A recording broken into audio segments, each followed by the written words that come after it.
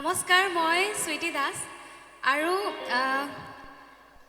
বঙাইগাঁৱলৈ আহি মোৰ ভাল লাগে কাৰণ কি বঙাইগাঁও আহি ছাৰে বহুত ভাল পাইছিলে আৰু ইমানখিনি মানুহ দেখি মনটো খুব ভাল লাগিছিলে আৰু এই মাইক্ৰফোনটো লৈ কিবা এটা ভাল লাগিলে। আপোনালোকে নেদেখিব চাগে, ইয়াত মায়াবিনী লিখা আছে আৰু এইফালে সুইটি জেডজি লিখা আছে। মই নাজানো আপোনালোকে বুজি পাবনে নাই, কিন্তু মোৰ আজি ইমান মাহ পিছত আজি আৰু লাগিছে যে মই জুবিন গাৰ্গৰ অনুষ্ঠান কৰিব আহিছোঁ আৰু মোৰ কপালখন নজৰ নালাগক, ইমান ভাল যে তেওঁ ভালপোৱা ঠাইখনত মই আজি এই অনুভৱটো কৰিব পাৰিছোঁ। তেওঁৰ নামটো ইয়াত লিখা আছে, তেওঁৰ ফটো ইয়াত আছে, তেওঁৰ মৰমৰ মানুহখিনি ইয়াত আছে। গতিকে আপোনালোক সকলোকে বহুত বহুত ধন্যবাদ। মোৰ কিমান ফূৰ্তি লাগিছে মই বুজাব নোৱাৰোঁ। বহুত ধন্যবাদ আপোনালোকক। গতিকে যিহেতু আজি তেখেতৰ অনুষ্ঠান কৰিম বুলি আহিছোঁ, আজি সুইটি দাস লাইভ নহয়, আজি আকৌ জুবিন গাৰ্গ লাইভ। গতিকে আমি সকলোৱে আজি জুবিন গাৰ্গ লাইভেই উদযাপন কৰিম। সকলো সাজুনে? ধন্যবাদ ধন্যবাদ ধন্যবাদ।